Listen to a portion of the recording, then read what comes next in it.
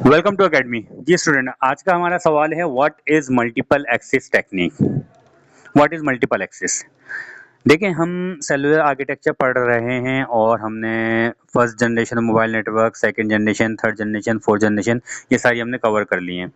लेकिन इन सब जनरेशन्स के अंदर एक बात तो कॉमन है। वो क्या कॉमन है कि भाई सबके अंदर मोबाइल टावर लगा हुआ है और एक मोबाइल टावर के इर्द गिर्द बहुत सारे मोबाइल्स होते हैं। एक सेल के अंदर मल्टीपल मोबाइल डिवाइसेस होती हैं और सब के सब उसी टावर के साथ कनेक्ट होती हैं। अब टावर जो है एक फ्रीक्वेंसी, एक लिमिटेड फ्रीक्वेंसी स्पेक्ट्रम यूज़ कर रहा होता है और अपने इर्द गिर्द वो सेल को एस्टेब्लिश करता है और सारी मोबाइल डिवाइसेस उसी सेम फ्रीक्वेंसी स्पेक्ट्रम में रहते हुए उस टावर के साथ कनेक्ट होती हैं।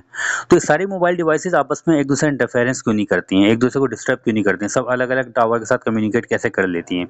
इसे हम कहते हैं मल्टीपल एक्सिस टेक्निक। क्या मतलब हुआ इसका?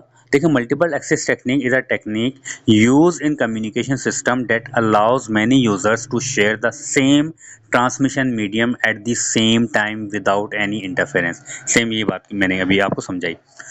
In cellular architecture, multiple access techniques allow many mobile users to communicate with a single base station, BTS, Node B, E Node B, G Node B simultaneously using the same limited radio spectrum।